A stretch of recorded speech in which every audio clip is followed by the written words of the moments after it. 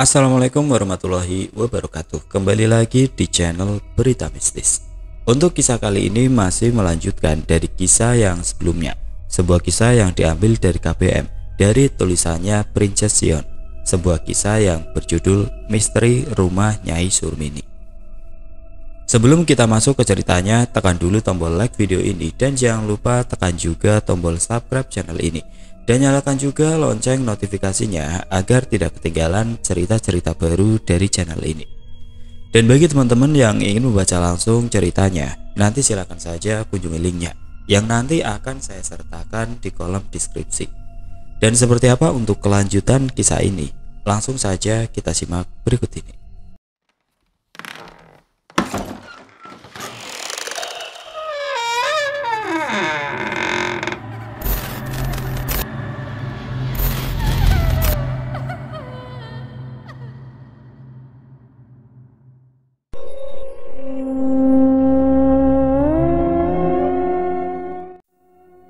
Malam yang semakin larut, suasana pun semakin dingin. Aksa menyudahi bahasan mereka, menuntun Nyai Surmini ke kamarnya. Aksa tidak langsung pergi. Ia ikut duduk di ranjang memijat kedua kaki Nyai Surmini dengan lembut penuh perasaan.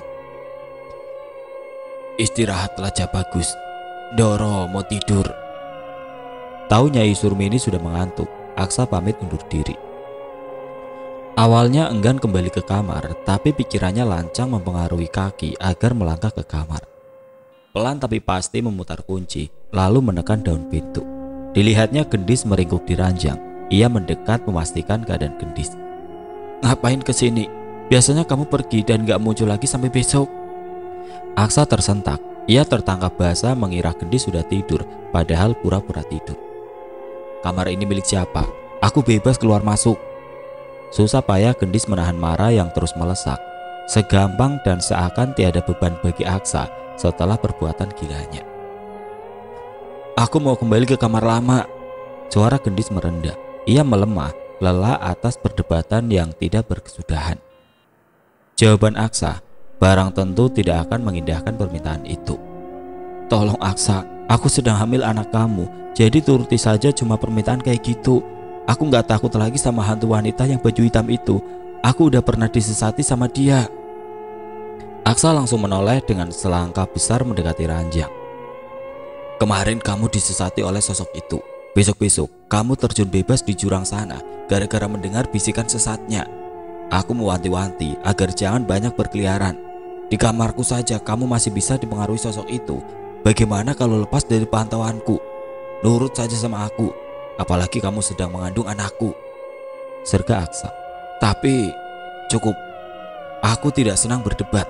Kamu akan jadi seorang ibu. Toh jangan berpikir kekanak-kanakan. Aksa menyela bagai kilat. Wajahnya merah padam, tidak suka didebat.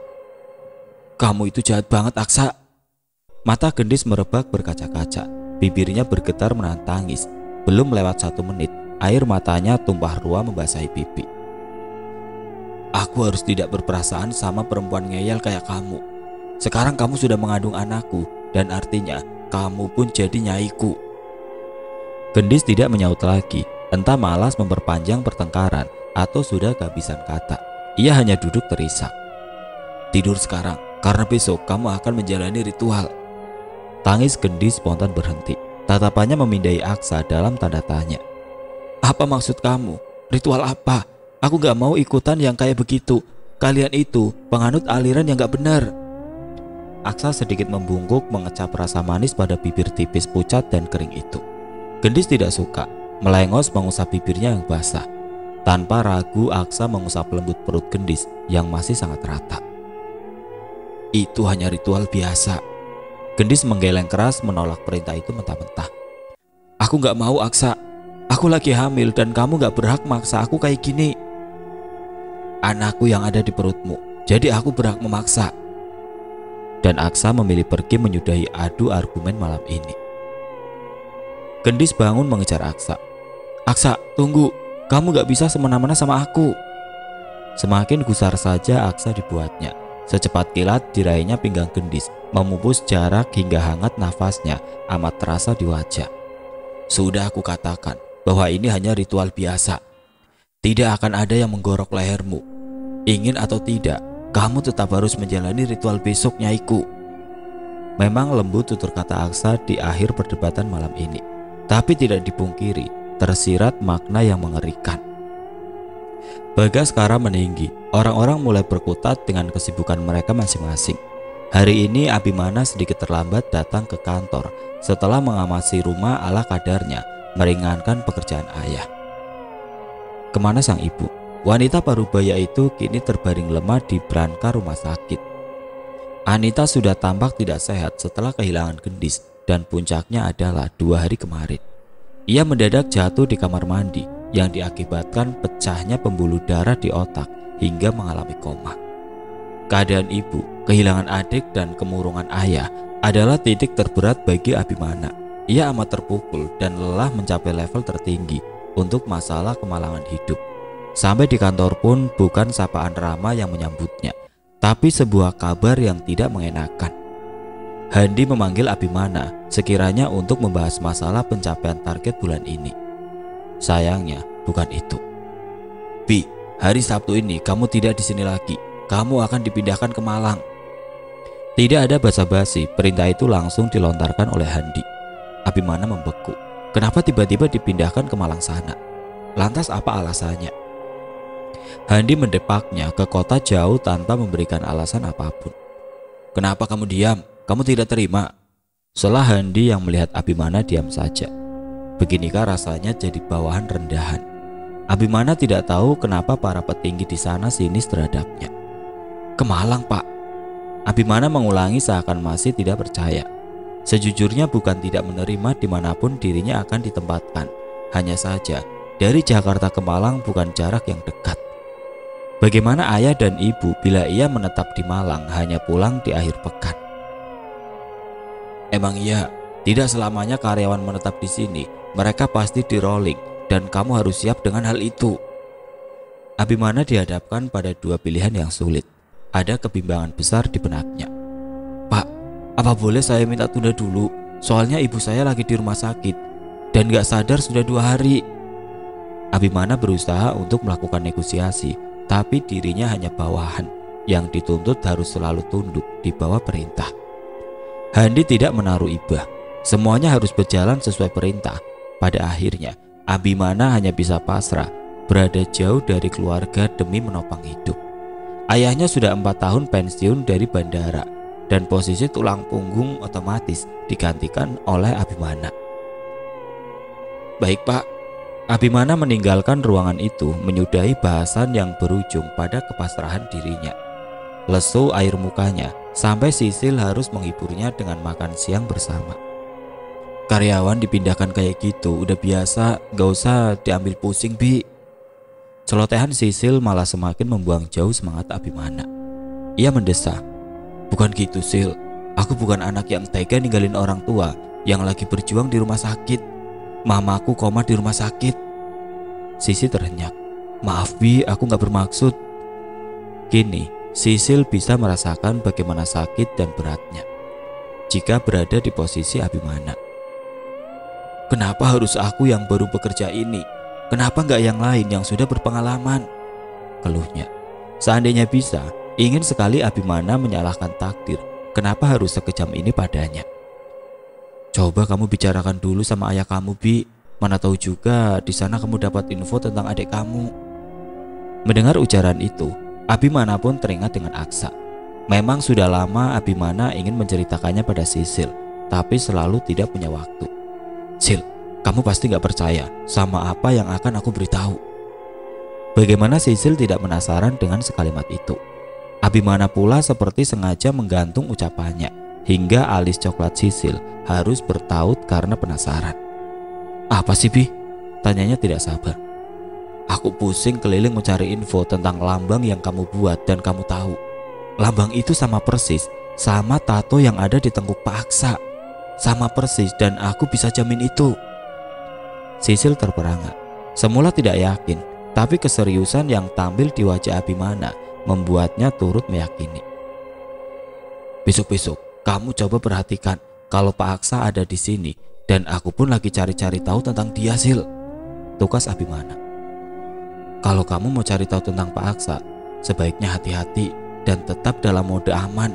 Soalnya aku perhatikan kalau Pak Aksa itu orang yang tidak suka terusik sedikit saja. Abimana terdiam. Perlahan pikirannya mengulik sesuatu. Sil, mungkin gak kalau kepindahan aku ke Malang ada kaitannya sama Pak Aksa yang ngerasa terusik? Sisil semakin menautkan alisnya sampai dahi jadi berkerut. Apa yang kamu lakukan, Bi? Feeling Sisil sudah tidak nyaman. Aku gak ngelakuin apa-apa sih. Cuma beberapa kali ngikutin Pak Aksa sampai ke apartemennya, mau memastikan dia tinggal di mana. Dan satpam apartemen itu bilang kalau Pak Aksa memang udah 3 tahun tinggal di sana. Aku juga kadang sengaja chat Pak Aksa biar bisa sedikit tahu tentang dirinya. Tapi sayangnya cuma dibaca doang. Kamu harus hati-hati, Bi. Semisalnya benar kalau Pak Aksa yang nyulik adik kamu, berarti dia bukan orang sembarangan, bukan orang yang gampang ditentang. Bener gak? Tapi semua itu pun masih kelabu. Siapa tahu Pak Aksa hanya salah satu kelompok itu kan? Abimana mengangguk setuju atas ucapan Sisil. Sebenarnya Sisil ingin sekali membantu Abimana menerawang siapa Aksa sebenarnya. Tapi ia pun enggan berurusan dengan orang seperti Aksa. Bukan tidak kasihan pada Abimana, tapi ada nenek yang lebih Sisil kasihi seandainya nanti ia ikut tersesat dalam kasus pelik itu. Sisil pun memilih untuk berada di zona aman, tidak ingin ikut campur lebih dalam, walaupun sebenarnya ingin. Siang itu Abimana sedikit merasa lega setelah berkeluh kesah pada Sisil. Setidaknya masih ada gadis baik itu yang selalu ada di sisi, mendukung, menyemangati, dan memberikan saran-saran terbaik. Kini tinggal meminta saran ayahnya tentang kepindahannya ke Malang. Suara merdu melantun di malam yang syahdu. Sayup-sayup langgam Jawa yang dinyanyikan Nyai Surmini malah meremangkan seluruh tubuh Gendis.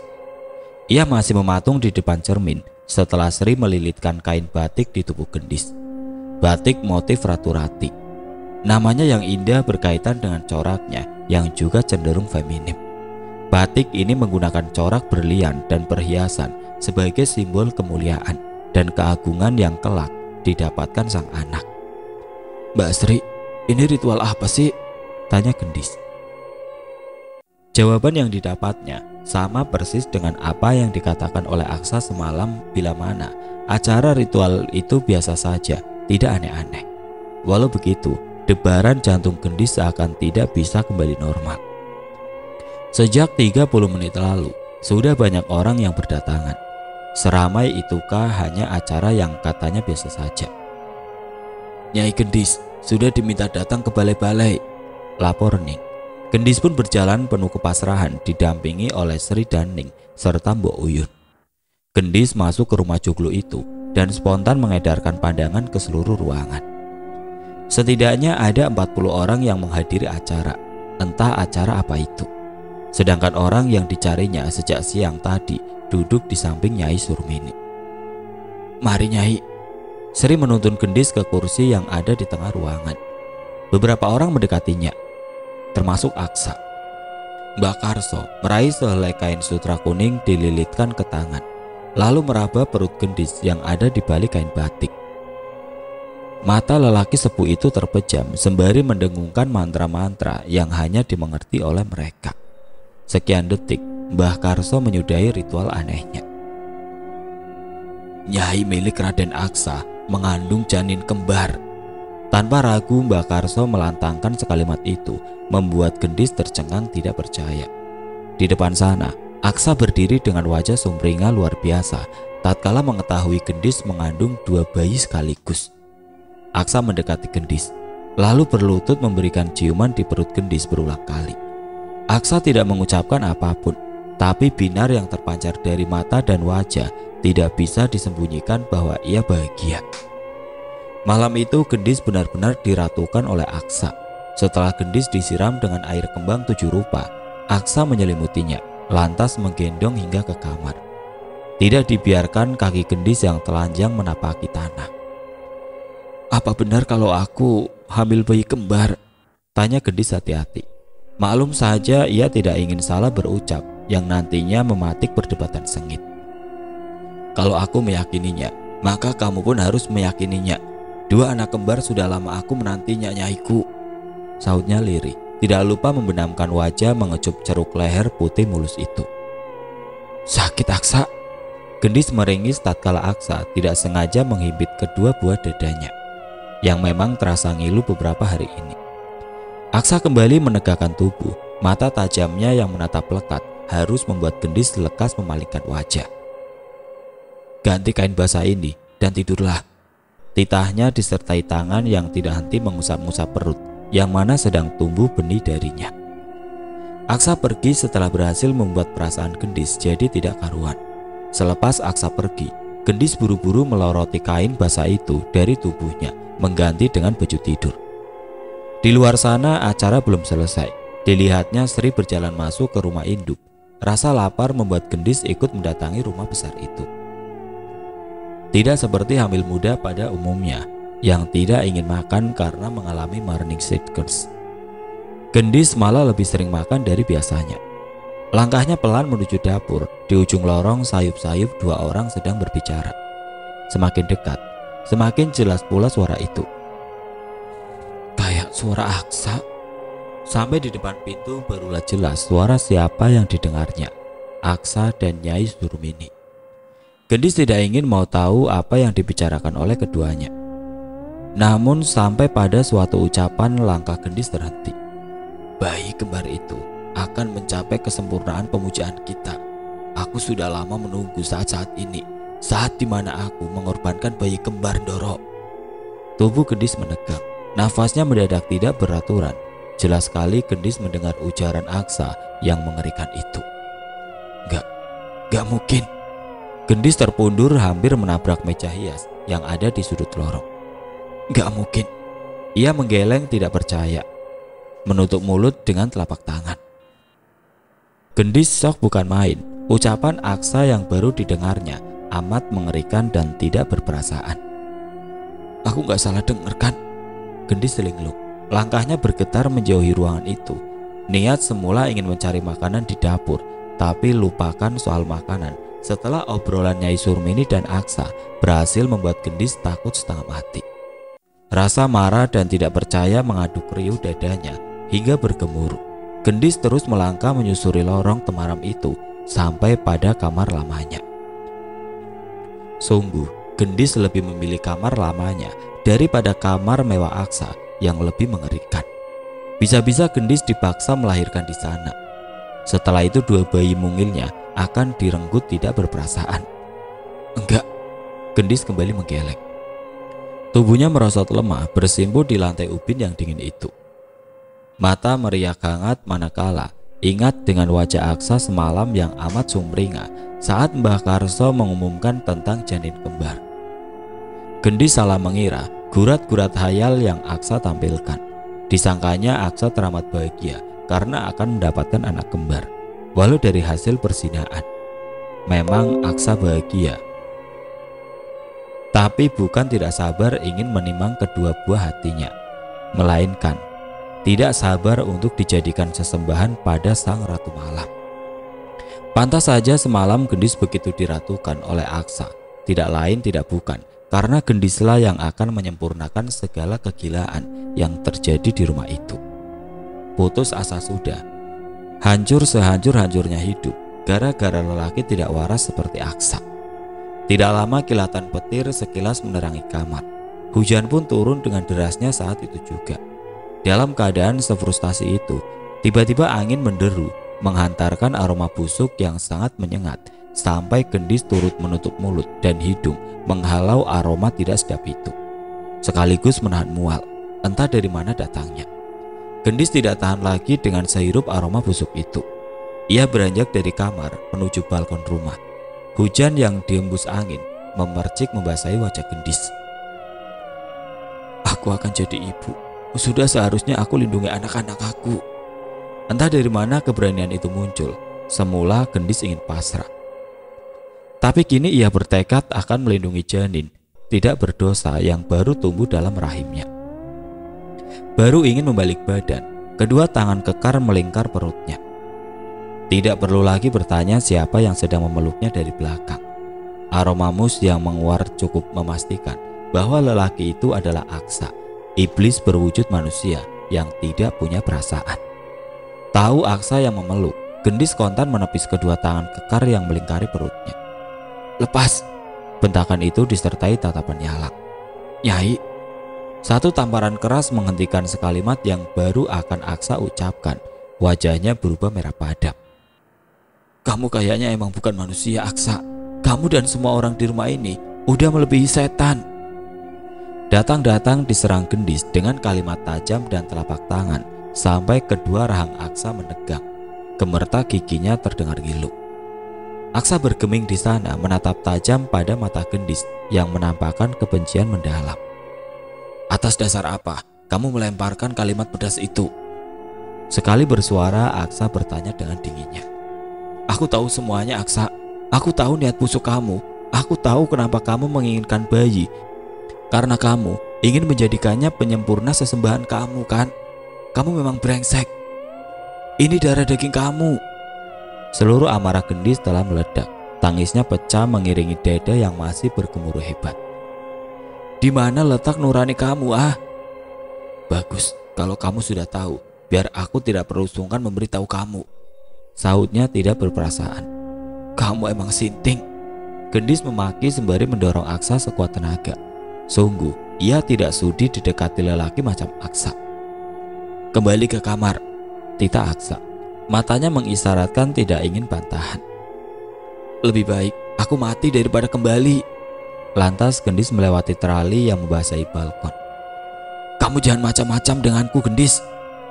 Baru kali itu Aksa memekik marah sampai suaranya mengaung-ngaung di sana. "Kamu yang macam-macam denganku dulu, Aksa." Tahu-tahu Aksa tertawa sumbang, kemudian mendadak senyap. "Ngeyel saja kamu. Tidak perlu melompat dari atas sini, karena kamu pun akan ikut bersama kedua janin itu nantinya." "Kamu kira aku gak berani?" Setelah kalimat itu, Gendis melepaskan pegangannya. Tatkala berharap akan mati setelah terjun bebas, Gendis malah tertahan di sana ketika pergelangan tangan Aksa lebih cepat meraih lengannya. "Jangan ngeyel kamu." Ditariknya Gendis dengan paksa melewati pembatas itu. "Kembali ke kamar." Lantas diseret pula Gendis menuju kamarnya. "Aku gak mau, lepasin aku, Aksa." Apalah daya tenaga seorang Gendis kala jauh. Gendis terus diseret paksa menuju kamar sampai pada tamu yang perlahan pulang memerhatikan tanpa heran adegan kekerasan itu. Seakan mereka memang sudah terbiasa. Langkah Gendis terseok mengikuti Aksa. Beberapa kali meringis akibat cengkeraman Aksa yang keras di pergelangan tangannya. Masuk ke kamar, Gendis langsung ambruk di ranjang. "Sampai mati, kamu tidak akan keluar dari sini." Aksa berlalu. Sementara Gendis segera bangun mengejar Aksa, namun sia-sia.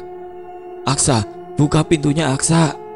Gendis berteriak menggedor-gedor pintu yang pada akhirnya hanya membuang tenaga dan suara. Mata sudah bengkak, banyak menangis.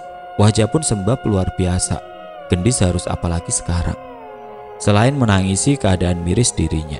Kendati demikian, Gendis tidak akan kehabisan akal untuk keluar dari sana. Ia tahu jalan keluar satu-satunya di rumah itu ada di halaman belakang, dan Sri adalah orang yang bisa dikelabui dengan mudah. Ditungguinya Sri walau sampai besok pagi, tapi wanita itu datang tidak berselang lama, sembari membawa nampan berisi makanan khusus yang sudah diritualkan oleh Mbah Karso dan Nyai Surmini. Anak kunci sengaja tergantung di luar agar Sri leluasa keluar masuk mengantarkan apa yang dibutuhkan oleh Gendis. Baru saja masuk, indera pendengaran Sri menangkap lamat-lamat suara kesakitan. "Nyai!" Bergegas Sri menghampiri Gendis yang meringkuk kesakitan memegangi perut. "Nyai, kenapa?" Sri mulai panik melihat keadaan Gendis. "Perutku sakit, Mbak." "Sakit bagaimana, Nyai?" Dalam kepanikan seperti itu, Sri segera menemui Mbok Uyun. Mbok, ke kamar Raden sekarang. Nyai Gendis mengeluh perutnya sakit." Mbok Uyun berjingkat dari duduknya, meninggalkan dedaunan kering yang sedang dipilih-pilih. Secepatnya mereka menuju kamar Aksa, tapi sampai di sana tidak lagi mendapati Gendis meringkuk di ranjang. "Kemana, Nyai?" Sri dan Mbok Uyun panik, dan semakin panik manakala Gendis tidak ditemukan di area kamar itu. Gendis berhasil mengelabui Sri yang memang terlalu polos. Raden! Sri berlari sambil berteriak. Ia pun pasrah bila nanti harus menanggung kemarahan Aksa karena kelalaiannya. Dalam keadaan panik, mana mungkin dirinya masih memikirkan untuk mengunci pintu sehingga leluasa Gendis keluar dari sana. Aksa akan memulai semedi di tempat melakukan wingit dan kedatangan Sri membuat kegiatannya terjeda. Ada apa lagi, Sri? Nyai Gendis kabur, Den. Aksa meradang lekas berdiri. Wajahnya gusar bukan main. Kamu toh bikin orang semaput sama ketidakbecusan kamu. Dengan marahnya Aksa meninggalkan tempat itu. Langkahnya cepat menuju halaman belakang karena dirinya sudah menduga bahwa Gendis akan mendatangi tempat itu. Gendis, kembali sendiri ke kamar atau aku bawa paksa seperti tadi. Teriakan Aksa yang terdengar tidak jauh membuat Gendis semakin mempercepat larinya menyusuri area kebun menerobos hujan. Keadaan yang minim cahaya membuatnya serba hati-hati. Gendis, kembali! Tanpa suara Gendis berlari, berharap cepat menemukan jalan keluar di sana. Melewati jalur-jalur cabai yang baru tumbuh, lalu melewati gundukan tanah yang mana tumbuh subur tanaman mawar. Saat itu mendadak seakan ada yang menyembul dari tanah, mencengkram pergelangan kaki kiri hingga Gendis terjerembab dengan posisi tertelungkup. Refleks Gendis berteriak membuat Aksa tidak payah menemukan keberadaannya.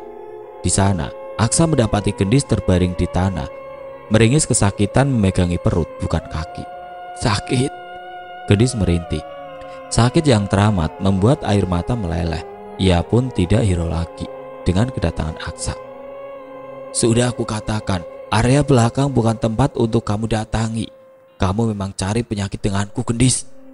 Aksa lekas menggendong Gendis untuk kembali dikurung di kamar. Perutku sakit, Aksa.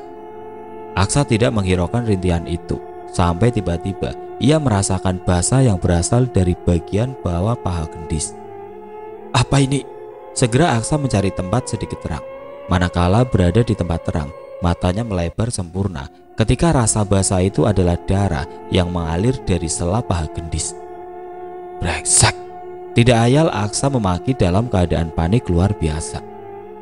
Terdengar tawa melengking di area kebun seolah mengejek kemalangan Gendis. Tahu Gendis mengalami pendarahan, secepat kilat Aksa membawanya ke kamar sembari berteriak-teriak memanggil Mbok Uyun. Rumah jadi heboh. Nyai Surumini lekas mendatangi kamar Aksa. Tampak Mbok Uyun sedang memastikan keadaan Gendis, terutama janin yang sedang dikandungnya. Pendarahan itu setidaknya akan merenggut nyawa si calon bayi. Tapi mereka memang memiliki darah ayahnya yang tidak akan mudah tumbang. Gendis beruntung tatkala kedua janinnya dinyatakan baik-baik saja. Jika tidak, tanggunglah kemarahan Aksa. Piye, Mbok? Tanya Aksa was-was. Janinnya tidak apa-apa, Den. Sungguh Aksa langsung bernafas lega. Sementara Mbok Uyun permisi hendak meramu obat untuk Gendis. Aksa berdiri di sisi ranjang. Muka geramnya tidak teralihkan memandang Gendis yang masih terkapar lemah di ranjang. Lihatlah, lihat. Untung kamu tidak keguguran. Kalau sampai itu terjadi, maka aku tidak segan menggantungmu di tiang jaga, menggorok lehermu di sana. Ngeri, tidak berperasaan, sepenggal kalimat yang Aksa lontarkan. Bukan takut, Gendis malah membuang muka. Baginya, lebih baik mati saja daripada harus melihat buah hati dijadikan sesembahan oleh ayahnya sendiri. Sudahlah, Cak Bagus, nyaimu masih sok, jangan berkata yang tidak-tidak. Semakin tidak sudi saja Gendis memandang kedua orang yang masih menungguinya. Kamu pikir aku takut dengan ancaman itu? Enggak sama sekali. Kamu bukan manusia, Aksa. Berapi-api Gendis menyauti Aksa. Sorot matanya tidak kalah sengit. Kamu? Naik pitam Aksa dibuatnya. Tabiat buruk yang sudah tertanam sejak kecil, gampang baginya untuk melakukan kekerasan, sekalipun itu Gendis yang sedang mengandung benih darinya. Tanpa berkata, tanpa basa-basi, ditariknya Gendis keluar kamar. Dalam keadaan selemah itu, dipaksa berjalan sampai ke gudang yang tidak jauh dari area kebun. Cak Bagus, jangan kasar, nyaimu masih pendarahan, seru Nyai Surmini. Seolah Aksa menulikan telinga tidak peduli dengan ucapan Nyai Surmini dan kesakitan yang Gendis rasakan. Gendis terhempas di tumpukan karung goni yang entah berisi apa. tinggallah di sini sampai melahirkan. Tidak ada yang berani membantah ketegasan itu, bahkan Nyai Surmini. Aksa pergi meninggalkan sakit yang teramat pada diri Gendis. Sedangkan Nyai Surmini masih bergeming di sana. Gendis menghunus Nyai Surmini dengan pandangan begitu tajam. Ingin sekali menerjang tubuh ringki itu hingga terjungkal tidak sadarkan diri. Sudah enak-enak berada di kamar bagus dan nyaman, kamu malah melunjak. Akhirnya disinilah kamu berada. Bukan iba, Nyai Surmini justru menyeringai, seakan ikut menikmati siksaan yang terjadi pada Gendis. Kalian lebih dari iblis, Gendis memaki muak. Nyai Surmini tersenyum menegaskan bahwa dirinya memang menikmati segala kengerian di rumahnya. Suamiku tidak salah mengangkat Aksa. Dia anak yang menurut dengan orang tua, walau wataknya memang keras. Nyai Surmini tersenyum samar. Nikmatilah hari-harimu, Cak Ayu. Gendis tercekat.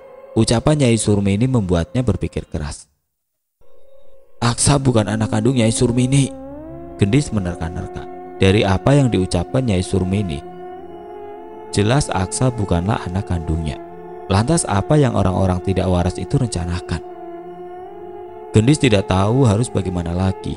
Di saat kalut seperti itu, ia hanya ingin berada di tengah-tengah keluarganya. Tiada yang lebih menenangkan daripada pelukan ibu. Ibu, menepik air mata, menggumamkan nama itu. Rindu rasanya tidak bertepi pada sosok ibu, ayah dan kakak laki-lakinya. Kapan aku bisa pulang, bisa kumpul sama keluarga lagi? Meski rasa itu begitu besar, tapi Gendis seperti tidak ingin berharap lagi. Sebab entah apa yang terjadi pada dirinya setelah melahirkan nanti. Bisa jadi Aksa akan menunaikan ucapannya untuk mengirim Gendis ke alam baka setelah dua bayi mereka dijadikan sesembahan. Mengingat tentang ibu, tiba-tiba rasa tidak nyaman menjalari Gendis. Dadanya berdebar-debar tidak karuan. Mama gak apa-apa kan? Pikirnya.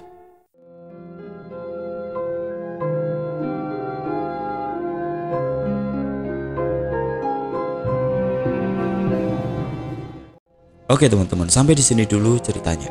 Nantikan kelanjutan kisah ini di video berikutnya. Agar tidak ketinggalan, klik tombol subscribe channel ini dan nyalakan lonceng notifikasinya. Wassalamualaikum warahmatullahi wabarakatuh.